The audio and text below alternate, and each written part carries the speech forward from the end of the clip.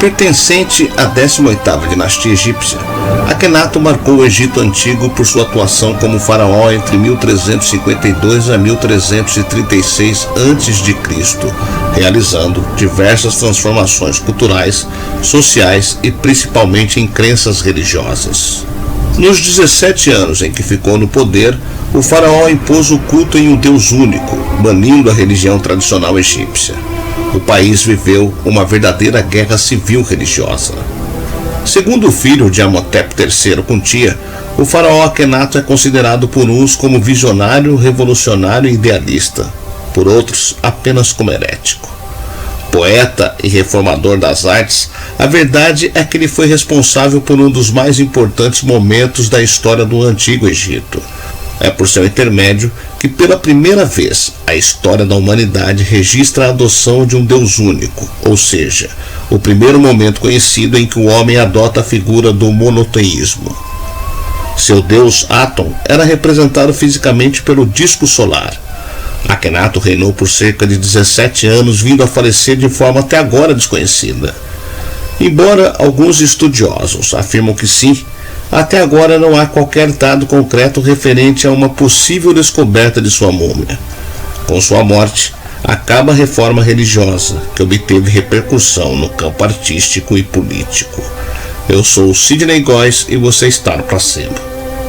Vem comigo, que no caminho eu te explico.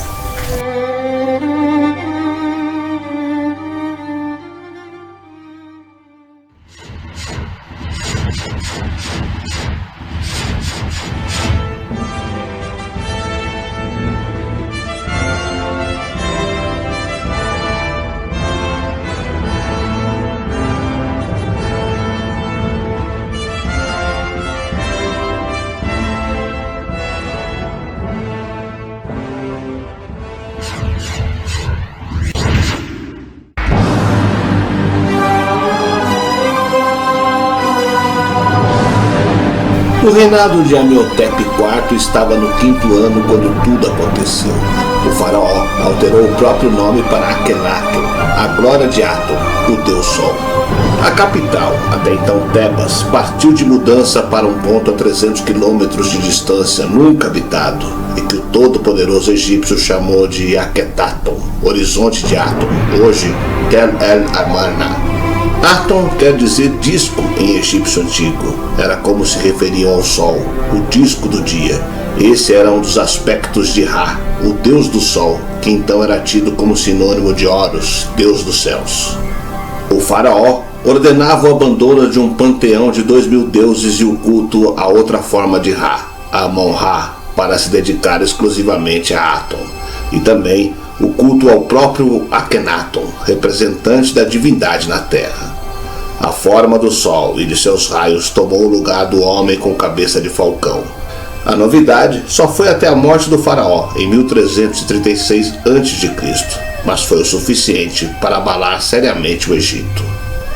A ascensão de Amenhotep IV ao trono se deu com a morte do pai, Amenhotep III, em 1353 a.C., Embora não haja total concordância nas pesquisas, o Ministério de Antiguidades Egípcio chegou a afirmar em 2014 que há evidências suficientes que pai e filho governaram juntos por ao menos 8 anos. A era de paz e prosperidade mantida por Amenhotep III dentro da 18ª dinastia egípcia virou de cabeça para baixo 4 anos depois. Pela primeira vez na história, o Egito se via cultuando um Deus único.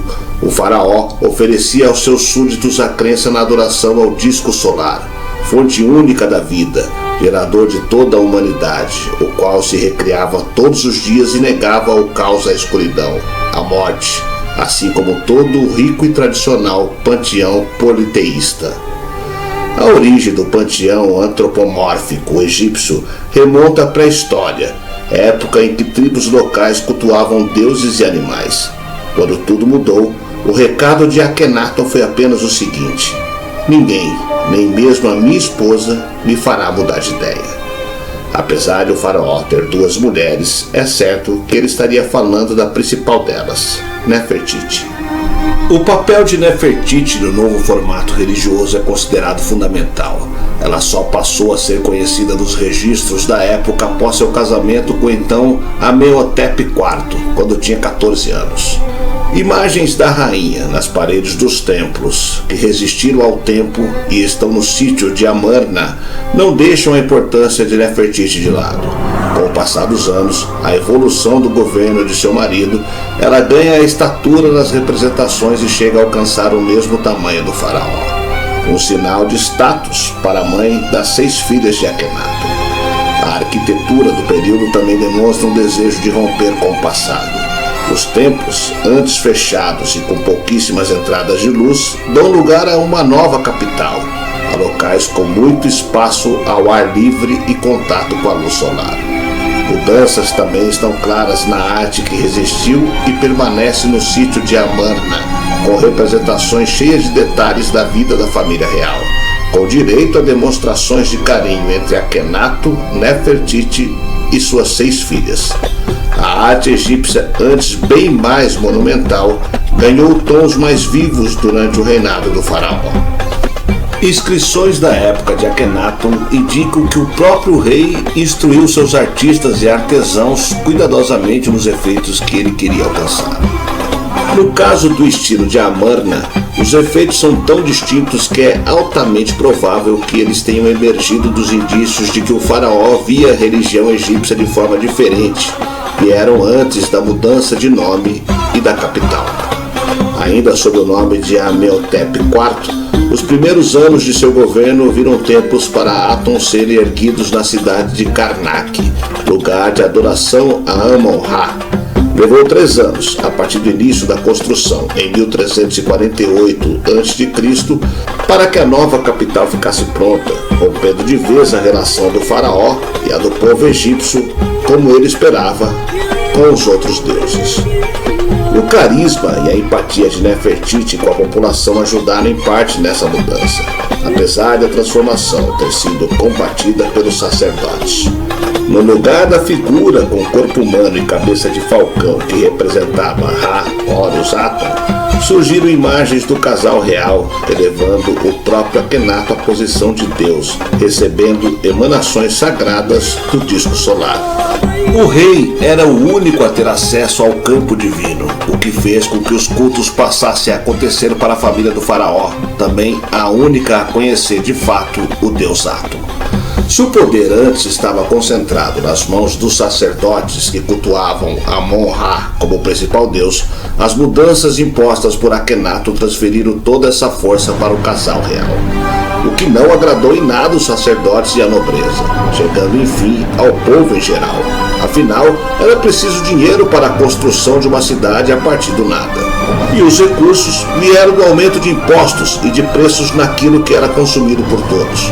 Para piorar a insatisfação geral, Akhenaton parecia não se importar muito com guerras e com a política.